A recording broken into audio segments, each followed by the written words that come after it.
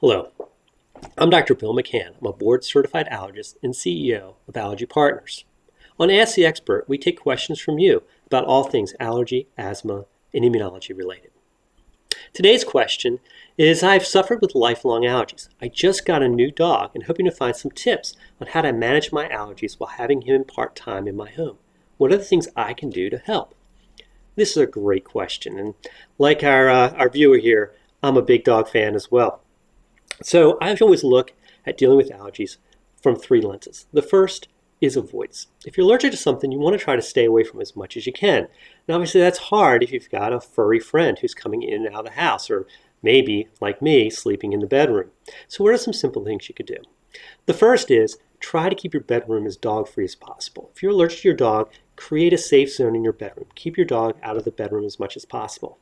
Other areas of the home, if he's laying on upholstered furniture, carpeting, etc., you want to clean those regularly. Vacuum your carpet a lot with a HEPA-equipped vacuum cleaner. Put sheets or towels over soft surfaces where he's laying so that you can wash those quickly and easily. And try to keep them in the rooms that have hard surfaces like laminate floors, hardwood floors, etc. It makes it easier to vacuum, etc. You might want to think about getting a HEPA filter, particularly for the bedroom, that turns the air over on a regular basis to cut down on allergens. When you're playing with your dog, you might want to wear something over your clothes that you can wash easily. After you've been playing and petting him, wash your hands really well. Avoid trying to touch your eyes and face. That would just spread the allergen. If you have asthma, watch for increased asthma symptoms such as coughing, wheezing, or shortness of breath. If you find that you're using your rescue inhaler more, it's a sign that things are getting out of control and you want to talk to your doctor about maybe increasing your maintenance inhaler, etc.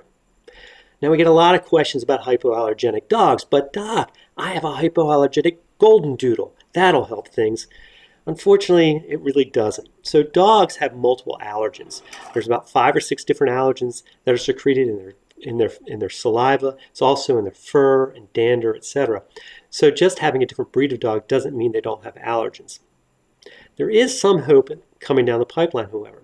There's a new technology called CRISPR technology, and this allows scientists to edit genes out of organisms, including dogs. And there's a recent published study that showed that scientists were able to successfully edit out the gene for the primary allergen of dogs and have 2 beagles that don't seem to secrete this allergen. Now this offers hope down the line should this technology prove to be successful for dog allergy sufferers. But I would note they're targeting just 1 gene, and we know there are multiple genes that can encode allergens for dogs. So unfortunately, as we sit here today, a dog is still a dog and you may still be allergic to it. But brush them a lot, bathe them a lot, vacuum a lot, keep them out of the bedroom, etc. can help.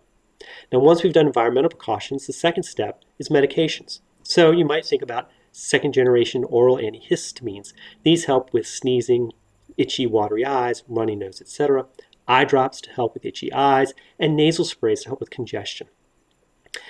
Once you've done environmental precautions, medications, the next step to consider is immunotherapy or allergy shots. And in immunotherapy, we make a vaccine custom to each patient based on what they're allergic to. In this case, if you're allergic to dogs, we would take a small amount of dog extract, which is purified dog allergen, give you a very, very small dose, and over the course of several months, we'll gradually increase that amount. As we're increasing that amount, we're teaching your immune system to become tolerant to the dog allergen. So over time, you build up a natural immunity, and you become less and less symptomatic when you're around your dog. And this can become incredibly helpful, particularly people who have significant allergies, who maybe have asthma, or patients who really need a dog for medical reasons, such as a service dog. So if you're thinking about getting the dog, think about these things. Keep them out of the bedroom, brush them a lot, bathe them a lot, vacuum a lot. Make sure you've got medications on hand. And if you're still struggling but really want to have a furry friend, talk to your allergist about whether immunotherapy may be a good option for you. Hope this has been helpful. If you have other questions, please let us know. We'll do our best to answer them as quickly as possible. Have a great day, and thank you.